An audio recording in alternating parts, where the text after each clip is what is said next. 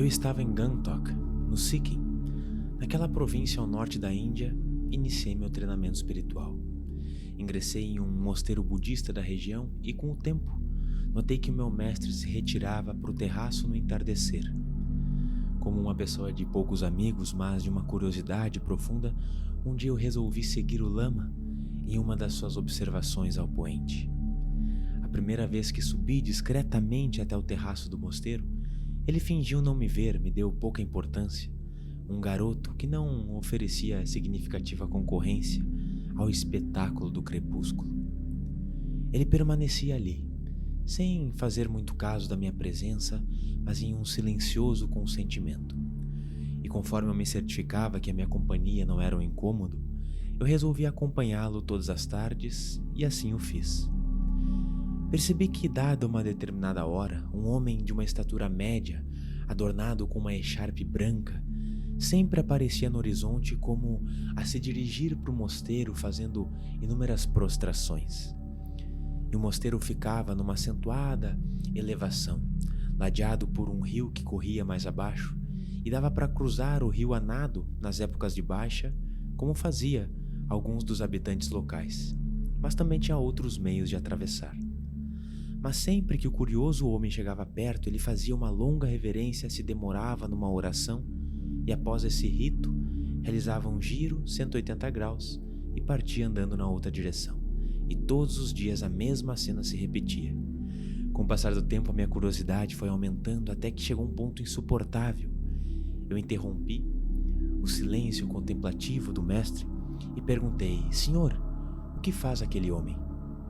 Sem tirar os olhos da cena espetacular do horizonte, o lama falou: aquele homem anseia a vir neste mosteiro iniciar a sua carreira religiosa, mas como acha que é indigno, toda vez que chega perto o suficiente para contemplar a construção com seus olhos, faz uma oração pedindo perdão por não se achar merecedor e solicita que na próxima vida seja dada a ele a oportunidade de ingressar nesse mosteiro. Depois disso, dá meia volta e parte para sua casa. Eu ouvi aquilo e fiquei profundamente marcado com a história, embora não tenha demonstrado. Eu pensava, por quê? Por que um sujeito maduro como aquele poderia considerar a si mesmo de maneira tão degradante e severa? Por pior que tenha sido seus atos passados, o que é que leva um homem a se impor tal limitação? E sem que eu tivesse dito uma palavra, o mestre acrescentou: não o julgue na conta de um pecador. Aquele homem não cometeu nenhum ato grave. Simplesmente foi acostumado a pensar por uma criação imprópria que não tem dignidade suficiente para fazer aquilo que acha que deve, aquilo que seu coração sente que deve fazer. Por isso, ele se impõe essas restrições voluntárias sem que haja real necessidade. Mas aguarde mais alguns meses e você verá. Incrivelmente, ao longo dos 2 meses seguintes, a cena se repetia todos os dias em que pude subir no terraço. Contemplei o mesmo episódio.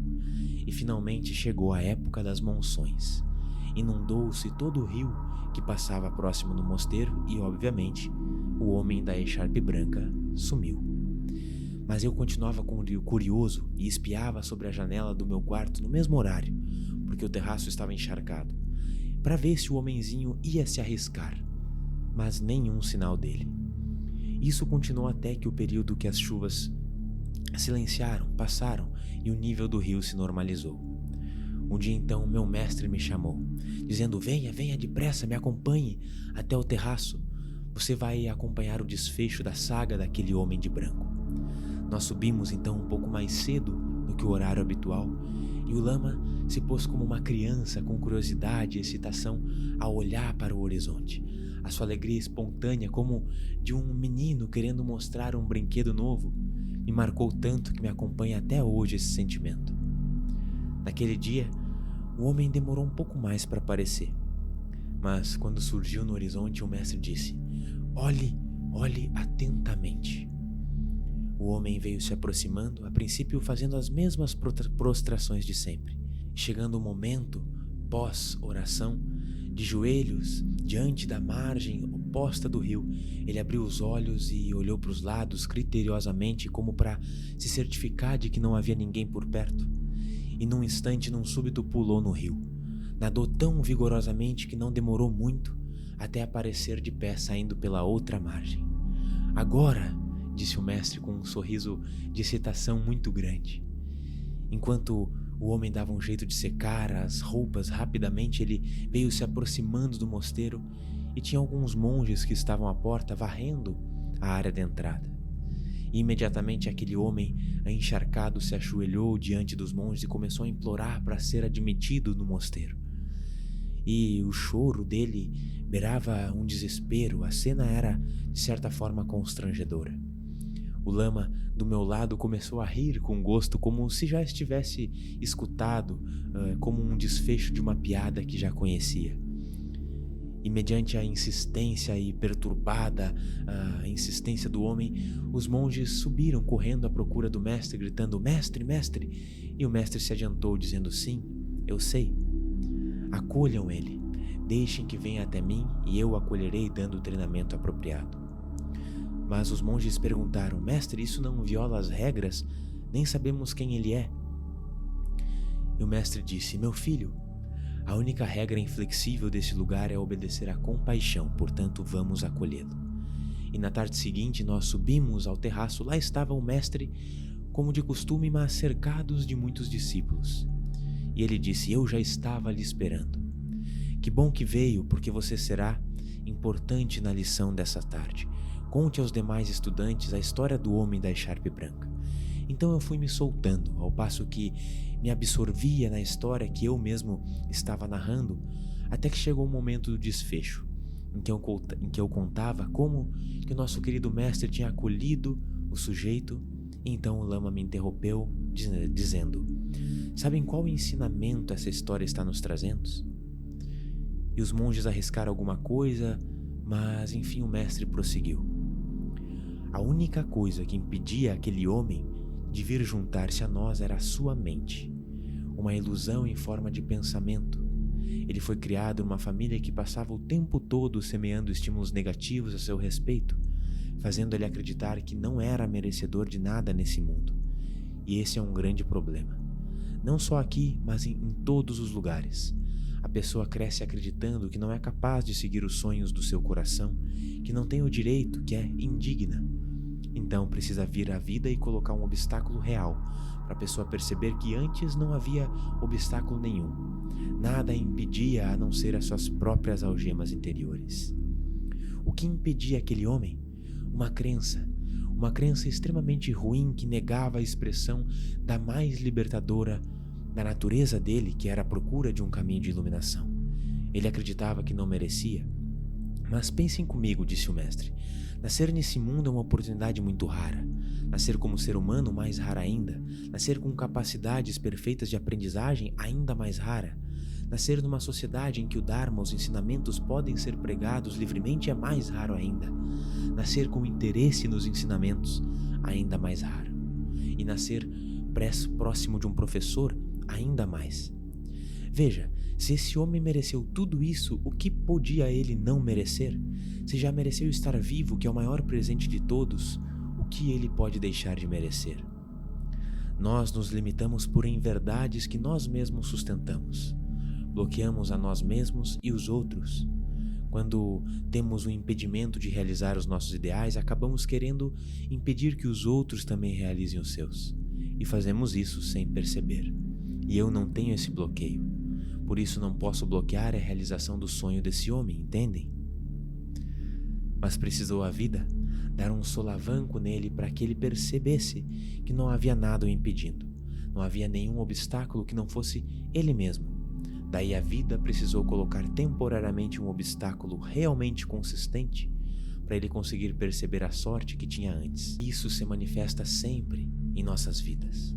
Quantas doenças não precisamos ter para sentirmos a maravilha e o alívio que é estarmos sãos? Temos tantos benefícios naturais, mas nos conturbamos achando que não temos benefício algum. Seríamos muito mais felizes se soubéssemos reconhecê-los. Felicidade é reconhecimento. Até a iluminação é reconhecimento da nossa real natureza. Mas como não conseguimos nem os reconhecer, nem sermos felizes, vem a vida e nos coloca um desafio que nos faz almejar o estado que desfrutávamos antes de haver a dificuldade, mas agora tendo consciência do seu benefício. Porque é isso, não precisamos de coisas adicionais, precisamos olhar para o lugar certo. Tudo já está lá, tudo já está aqui. Só assim nos damos conta do quão potencialmente feliz nós somos. Nossa natureza é felicidade. Quando estamos felizes, tudo está bem. Ninguém se incomoda perguntando o que há de errado. Porque a felicidade é natural para nós. Somos a própria felicidade. Mas às vezes nos esquecemos.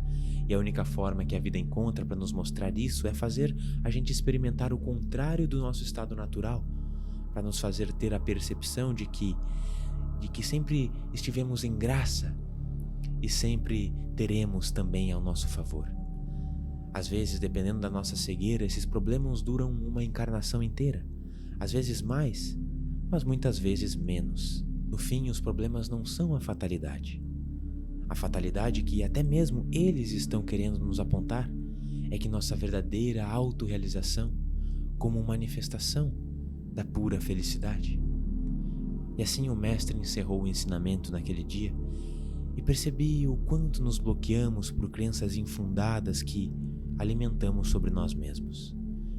E isso vale muito para todos nós, para todos vocês agora. Por isso trago com grande reverência esse ensinamento para ser compartilhado.